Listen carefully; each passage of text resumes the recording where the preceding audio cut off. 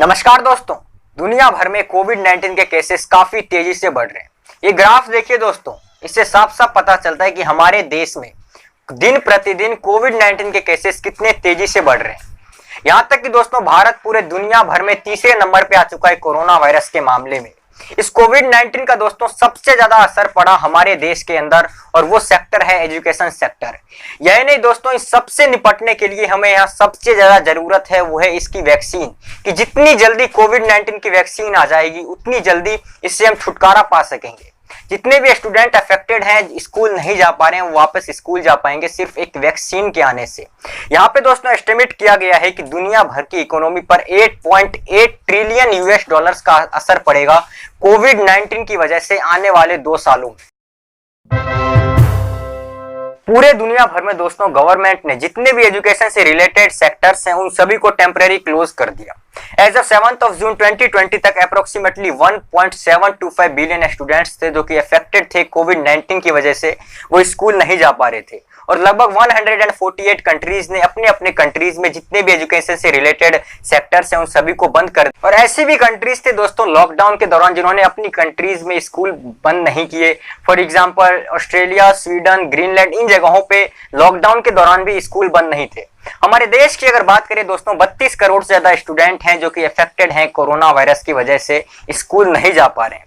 इन students के कहने पे दोस्तों गवर्नमेंट ने बहुत सारी एग्जाम्स भी पोस्टपोन कर दी, जैसे कि 10th की एग्जाम पोस्टपोन कर दी, 12th की JEE for engineering, NEET for medical science, इन सब की एग्जाम्स दोस्तों गवर्नमेंट ने पोस्टपोन कर दिए। इसके बाद दोस्तों स्टूडेंट्स की पढ़ाई खराब ना हो इसलिए सभी स्कूल्स ने, बहुत सारे स्कूल्स ने या तो कंप्लीट पढ़ाना ही बंद कर दिया या तो फिर ऑनलाइन क्लास प्रोवाइड करवा दी।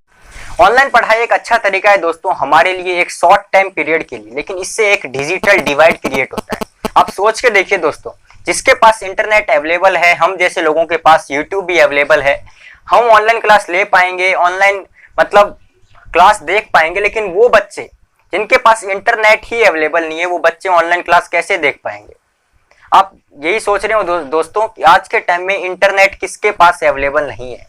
ये ग्राफ देखिए दोस्तों, ये डाटा हमें ये बताता है कि आज भी दुनिया भर में 2 ही स्टेट्स हैं जहां पे 40% से ज्यादा इंटरनेट अवेलेबल है। बाकी के जितने भी स्टेट्स हैं वहां 40% से कम डाटा अवेलेबल है। ऊपर से दोस्तों दूसरी प्रॉब्लम बढ़ जाती है जब आप कंसीडर करोगे कि इनमें से कई परिवार ऐसा है जिनका खर्चा दिन प्रतिदिन की कमाई से चलता है। आपके जैसे लोग, मेरे जैसे लोग लॉकडाउन खुलने के बाद वापस स्कूल जा पाएंगे, लेकिन वो बच्चे जिनका खर्चा दिन प्रतिदिन की कमाई से चलता है वो बच्चे स्कूल नहीं जा पाएंगे दोस्तों। उनके घर वाले चाहेंगे कि ये कहीं जाके कुछ काम करे, पैसा लाएं जिससे कि हमारा घर चले।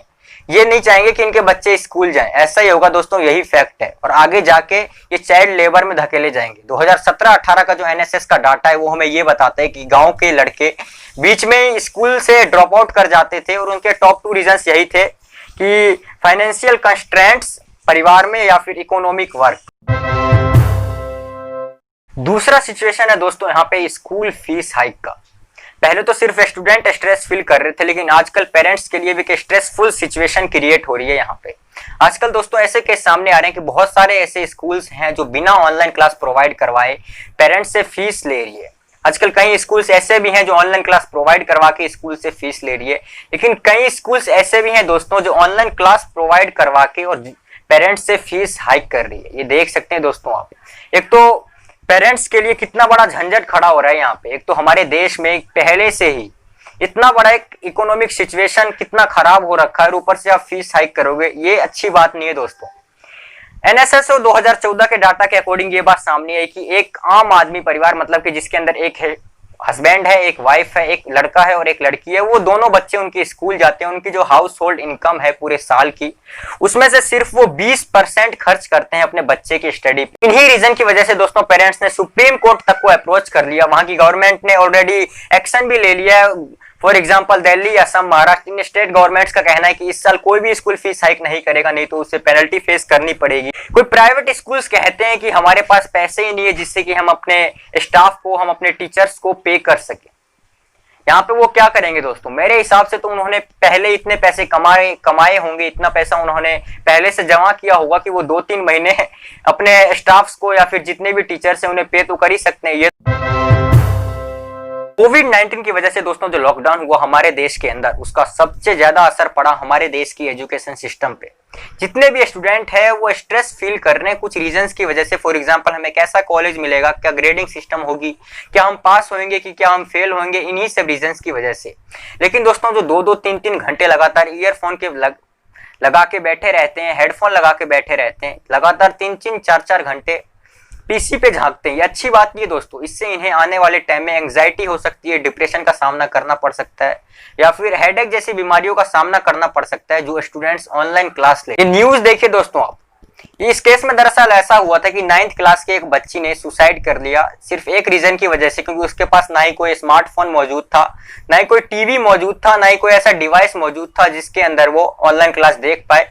वो ऑनलाइन क्लास नहीं देख पा रही थी, इसीलिए उसने सुसाइड कर लिया। अब आप देख लीजिए कि ऑनलाइन क्लास बच्चे देख नहीं पा रहे हैं, इसी के चलते वो सुसाइड कर रहे हैं।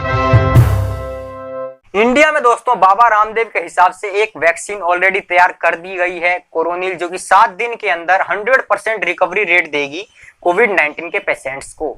बहुत सारे स्टेट्स में दोस्तों कोविड-19 के इस वैक्सीन कोरोनिल को बैन भी कर दिया गया और काफी सारी कंट्रोवर्सीज चली इनको लेकर, और बाद में बाबा रामदेव के ऊपर एफआईआर भी दर्ज करवा दिया गया। लेकिन दूसरी तरफ दोस्तों ICMR, Indian council of medical research, उम्मीद लगाए बैठे हैं कि 15 अगस्त के दिन, मतलब कि हमारे इंडिपेंडेंस डे के दिन, भारत पूरी दुनिया का पहला कोविड-19 का वैक्सीन लॉन्च करेगा, जो कि पूरा का पूरा मेड इन इंडिया होगा। तो आइए दोस्तों जानते हैं कि दुनिया भर में कोविड-19 के वैक्सीन का क्या स्टेटस चल रहा है, कि कैसे काम करती है ये वैक्सीन और कितने साल लगते हैं वैक्सीन को बनाने में। तो आइए जानते हैं। पहला क्वेश्चन है दोस्तों कि वैक्सीन कैसे काम करती है। एक्चुअली में जब भी कोई वायरस हमारी बॉडी के अंदर इन्फेक्ट करता है, मैं या वायरस नहीं, मैं या पैथोजन शब्द का इस्तेमाल करूंगा, क्योंकि पैथोजन के अंदर जितने भी वायरस हैं, बैक्टीरिया हैं, या फिर प्रोटोजुआ हैं, या फिर सारे माइक्रोब्स आते हैं, तो जब भी कोई पैथोजन आपके बॉडी के अंदर डिजीज पैदा करेगा तो इम्यून सिस्टम रिस्पॉन्ड करेगा। हमारे इम्यून सिस्टम के दोस्तों 3 मेन काम होते हैं। पहला काम होता है कि इनको डिटेक्ट करना पैथोजन्स को, कि ये वायरस हमारी बॉडी में आ गया। दूसरा काम होता है दोस्तों कि इनको रिमूव करना पैथोजेंस को, कि इन पैथोजेंस को बाहर निकाल के फेंकना, और ये काम दोस्तों हमारे बॉडी के WBC व्हाइट ब्लड सेल्स करते हैं। ये एक टाइप की आर्मी है समझो हमारी बॉडी की, इनके खिलाफ ये जंग छेड़ देते हैं, पैथोजेंस के खिलाफ इनको भगाने लगते हैं, और जब ये भगाने लगते हैं, इनके खिलाफ जंग छेड़ देते हैं, तो हमारी बॉडी में सिम्टम्स आते हैं, जैसे कि फीवर आना, खांसी, जुकाम आना, ये आने शुरू हो जाते हैं। तीसरा काम होता है दोस्तों मेमोराइज करना, कि एक बार ये पैथोजन आया था, याद रखना अगली बार आए तो इसे इस तरीके से भगाना है। अब वैक्सीन क्या करती है दोस्तों कि हमारी बॉडी को पहले से प्रिपेयर करती है कि कोई भी अगर पैथोजन हमारे अंदर आए तो तुम्हें इस तरह से काम करना है। जब पैथोजन हमारी बॉडी में हमारे पास आता है तो हमें पहले से ये पता होता है कि हमें ये इस तरह का दिखेगा और हमें ऐसे भगाना है, इसी को वैक्सीन प्रिपेयर करती है, और ये तो हमें अच्छी तरह से पता होता है। इसीलिए वैक्सीन देने के बाद हमारे जितने भी बॉडी में जितने भी पार्ट्स हैं वो सब काम करना शुरू कर देते हैं, क्योंकि उन्हें ऑलरेडी पता होता है कि हमें ऐसे भगाना है और ऐसे इनके खिलाफ जंग छेड़नी है, तो ऐसे करके ये पैथोजेंस को भगा। अब आप पूछोगे दोस्तों कि वैक्सीन के अंदर ऐसा क्या होता है जो हमारी बॉडी को प्रिपेयर करती है इन पैथोजेंस से लड़ने के लिए। वैक्सीन के अंदर दोस्तों वही पैथोजन मौजूद होता है, लेकिन काफी सारी छोटे छोटे स्टेट्स में। अब वैक्सीन बनाने के लिए दोस्तों पहले जितने भी पैथोजेंस हैं उनका कल्टीवेशन किया जाता है, फिर सॉल्ट सॉल्यूशन में उनका सॉल्यूशन बनाया जाता है, और अगर उन्हें मारने की जरूरत पड़ी तो उन्हें 60 डिग्री सेल्सियस के गर्म पानी या फिर फिनाइल से धोकर उन्हें मार दिया जाता है। यहाँ पे बहुत सारी टाइप्स की वैक्सीन का यूज किया जाता है दोस्तों, लेकिन मैं पहले बात करना चाहूंगा लाइव अटेन्यूएटेड वैक्सीन की। आप कोई वैक्सीन डेवलप करते हो बिना उसे मारे, सिर्फ उसे कमजोर बना के, तो इस टाइप की वैक्सीन को हम कहेंगे live attenuated vaccine. Small pox, chicken pox, इस तरह की बीमारियों में इस वैक्सीन का यूज किया जाता है। इसका प्रॉस ये है कि काफी इफेक्टिव होता है, और कॉन्स ये है इसका कि काफी लंबे समय तक चलता है ये। दूसरा वैक्सीन है दोस्तों यहाँ पे इनएक्टिवेटेड वैक्सीन। अगर आप किसी वैक्सीन का डेवलप कर रहे हो, किसी पैथोजेंस की डेड बॉडी का इस्तेमाल करके अगर आप कोई वैक्सीन बना रहे हो, तो इस टाइप की वैक्सीन को हम कहेंगे इनएक्टिवेटेड वैक्सीन। इसका डिसएडवांटेजेस ये है कि ये इतनी स्ट्रॉन्ग इम्यूनिटी प्रोवाइड नहीं करता कि आपको ये वापस रिपीट करनी पड़ेगी 2-4 साल बाद, 5 साल बाद, 1-2 साल बाद आपको ये वापस लेनी पड़ेगी। फॉर एग्जाम्पल आपने कभी देखा होगा कि पोलियो की वैक्सीन हमें बार बार लेनी पड़ती है। तीसरी वैक्सीन है दोस्तों सब यूनिट वैक्सीन। आप किसी पैथोजन की अगर अलग अलग फ्रेगमेंट का इस्तेमाल करके कोई वैक्सीन बना रहे हो तो इस टाइप की वैक्सीन को हम कहेंगे सब subunit vaccine. HPV, hepatitis B, इन सब बीमारियों के लिए हम इस सब यूनिट वैक्सीन का यूज करते हैं और काफी सारी जनरल कैटेगरीज हैं। लेकिन अब दोस्तों एक सवाल उठता है कि कोविड-19 की वैक्सीन बनाने में या फिर कोई भी वैक्सीन बनाने में कितना टाइम लगता है। इसका एक सीधा सिंपल आंसर है 10 साल। अगर हम किसी वैक्सीन को डेवलप करें तो कम से कम 10 साल तो लगेंगे ही किसी वैक्सीन को बनाने में। लेकिन दोस्तों जिस हिसाब से साइंटिस्ट तेजी से काम कर रहे हैं, एक्सपर्ट प्रिडिक्ट कर रहे हैं कि आने वाले 1 से 1.5 साल में वैक्सीन को तैयार कर दिया जाएगा। लेकिन यहाँ पे दोस्तों सबसे फास्टेस्ट वैक्सीन जो बनाई गई थी मम्प्स की, उसे बनाने में भी 4 साल का समय लगा था। अब HIV की वैक्सीन जो बनाई गई थी, एक्सपर्ट प्रिडिक्ट कर रहे हैं कि 2030 तक HIV की वैक्सीन बना दी जाएगी और अगर ऐसा हुआ तो दोस्तों 50 साल लगे होंगे HIV की वैक्सीन बनाने में। अब आप सोच के देखिए दोस्तों, जहां 10 साल लग रहे हैं वैक्सीन बनाने में, 50 साल लग रहे हैं वैक्सीन बनाने में, वहां 1 से 1.5 साल में क्या वैक्सीन बन पाएगी? किसी वैक्सीन को प्रिपेयर करने में दोस्तों 3 मेन स्टेज होते हैं। पहला स्टेज है रिसर्च। जितने भी एक्सपर्ट्स हैं, जितने भी साइंटिस्ट हैं, वो सब पहले ये देखेंगे कि हमें कौन से पैथोजन का यूज करना है और कौन सा पैथोजन हमारे लिए बेटर रहेगा। उसके बाद ये देखेंगे कि इसे वैक्सीन को किस तरह से बनाया जाए और क्या हम इसका यूज कर सकते हैं, आने वाले टाइम में कोई ज्यादा साइड इफेक्ट्स तो नहीं देगा ये। उसके बाद दोस्तों दूसरा स्टेज है यहाँ पे टेस्टिंग स्टेज, कि यहाँ टेस्ट किया जाता है कि हमने जो वैक्सीन चुनी है उसका क्या मतलब साइड इफेक्ट होगा, क्या वो सेफ है या नहीं, कितनी इफेक्टिव है ये। इसमें दोस्तों 4 फेस हैं अलग अलग। पहला फेस है प्री मेडिकल टेस्ट। ये वो ट्रायल्स होते हैं जो सेल्स के ऊपर किए जाते हैं, एनिमल्स के ऊपर किए जाते हैं और उनसे देखा जाता है कि क्या इंपैक्ट पड़ेगा इससे ह्यूमन के ऊपर। इसका दूसरा फेस है दोस्तों ह्यूमन टेस्टिंग।